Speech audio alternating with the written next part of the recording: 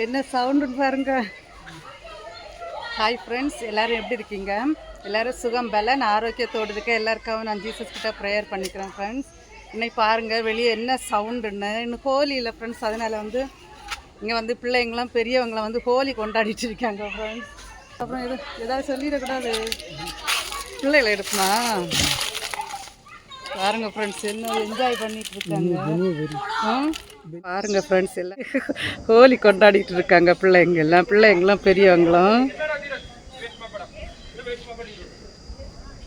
பாருங்க மேலே எல்லாம் கலர் தூவி விளையாடிட்டு இருக்காங்க. மயில் இருக்குத பாருங்க, சூப்பராக இருக்குது மயில் வந்து. இங்கே வந்து மயில் வந்து சாப்பாடு வைப்பாங்க ஃப்ரெண்ட்ஸ், அதனால் வந்து நிறைய மயில் வந்து சாப்பாடெலாம் சாப்பிட்டுட்டு போயிடும். இந்த ஒரு குவார்ட்டர்ஸுக்கு மேலே ஒரு மயில் இருக்குது ஃப்ரெண்ட்ஸ், காட்டுறேன் பாருங்கள் ஃப்ரெண்ட்ஸ், எவ்வளோ பெரிய மயில் இருக்குன்னு குவார்ட்டர்ஸுக்கு மேலே. ஓகே ஃப்ரெண்ட்ஸ், இப்போ வந்து மாடியில் வந்து துணியும் காய போட்டாச்சு. இனி வந்து மத்தியான சமையல் வந்து காலையில் இடியாப்பமும் சிக்கன் குழம்பும் வச்சு சாப்பிட்டாச்சு ஃப்ரெண்ட்ஸ். இனி மத்தியானத்துக்கு வந்து தக்காளி குழம்பு வைக்கணும். ஒரு சிஸ்டர் கேட்டிருந்தாங்க, தக்காளி குழம்பு எப்படி வைக்கிதுன்னு சொல்லுங்கள் சிஸ்டர்னு சொல்லிட்டு. இனி தக்காளி குழம்பு வைக்கலாம் ஃப்ரெண்ட்ஸ், வாங்க வீடியோவில் போய் பார்க்கலாம். சூப்பராக இருக்கு. ஆமாம், ப்ளவுஸ் நான் ஸ்டிச் பண்ணது எப்படி இருக்குது? நல்லா இருக்கா? இதில் வந்து பைப்பிங் வச்சு, இதில் வந்து ஸ்டோன் வச்சு நான் ஸ்டிச் பண்ணேன் ப்ளவுஸ் ஃப்ரெண்ட்ஸ்.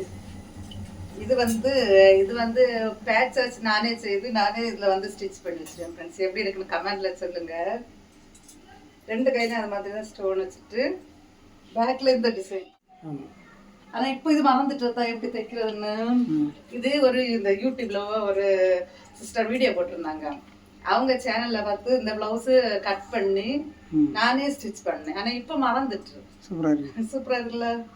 இதுல ஒரு பேட்ச் வச்சு, அப்புறம் இதுல ஸ்டோன் எல்லாம் வச்சு பைப்பிங் வச்சு சூப்பரா இருக்கு. பட்டர்ஃப்ளை கை போல தெரியல. இப்போ வந்து தக்காளி கட் பண்ணியாச்சு ஃப்ரெண்ட்ஸ். சின்ன வெங்காயம் கொஞ்சம் எடுத்துட்டு அதுவும் கட் பண்ணியாச்சு. தாளிச்சிடலாம். மண்சட்டி எடுத்துருக்கு, மண்சட்டியில் வைக்க போகிறோம். எங்கள் வீட்டில் மண் சட்டி ஸ்பெஷல்.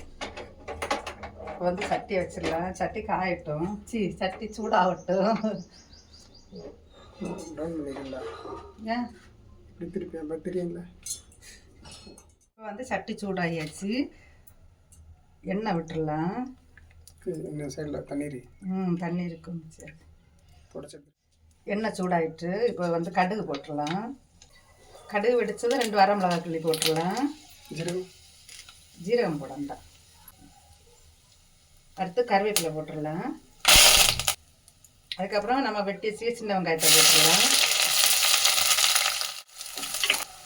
இப்போ வந்து வெங்காயம் வந்து கொஞ்சம் வதங்கட்டும், மூடி வச்சிடலாம். சைடில் இருக்கா? சைடில் அது எழுபது வரதான் செய்ய என்ன பண்ணியது.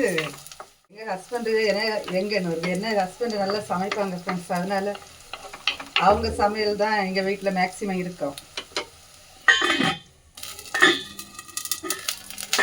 இப்போ வந்து வெங்காயம் வந்து கொஞ்சம் வதங்கியாச்சு, தக்காளி போட்டுடலாம். இப்போ வந்து தக்காளி வதங்கி நம்ம கொஞ்சம் உப்பு போட்டுடலாம். என்ன சவுண்டு பாருங்கல, அவங்களுக்கு ஒரே கொண்டாட்டம். இப்போ வந்து தக்காளி வெந்துடும், நல்லா வதங்கிட்டு வந்து தக்காளி கூட வந்து நான் வந்து கொஞ்சம் வெந்தய இலை போடுவோம் ஃப்ரெண்ட்ஸ். வெந்தய இலைன்னா கஸ்தூரி மேத்தின்னு சொல்லுவாங்கல்ல, கஸ்தூரி மேத்தி ஹிந்தியில். ஹிந்தியில் கஸ்தூரி மேத்தி. கஸ்தூரி இல்லை, கஸ்தூரி.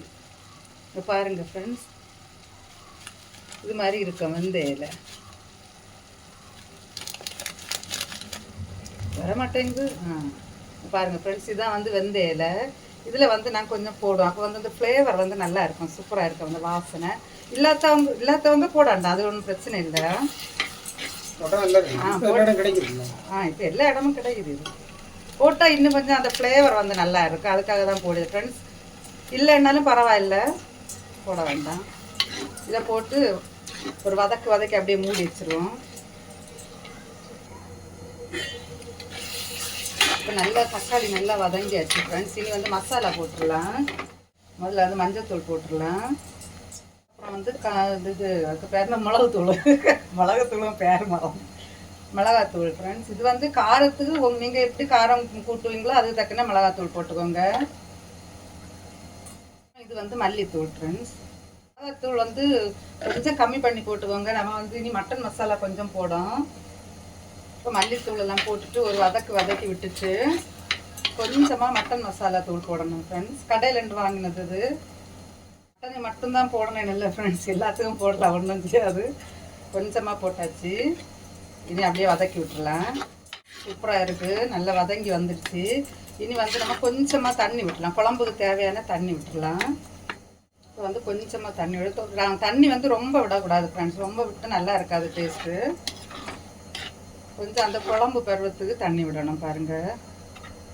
இது மாதிரி இருக்கணும், அப்போ தான் வந்து டேஸ்ட் வந்து நல்லா இருக்கும். பாருங்கள், பார்க்கவே சூப்பராக இருக்குது ஃப்ரெண்ட்ஸ், டேஸ்ட்டும் நல்லா இருக்கும். இது கொஞ்சம் குழம்பு வந்து கொதிக்கட்டு, மூடி வச்சிடலாம். இப்போ வந்து பாருங்கள் ஃப்ரெண்ட்ஸ், சூப்பராக ரெடி ஆகிடுச்சு.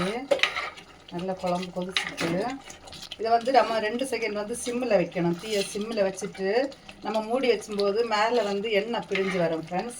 அப்போ வந்து ஸ்டவ் ஆஃப் பண்ணிடணும். டேஸ்ட் வந்து ரொம்ப நல்லா இருக்கும். இங்கே ரெடி ஆகிடுச்சு. பார்க்கலாம் எப்படி இருக்குன்னு குழம்பு.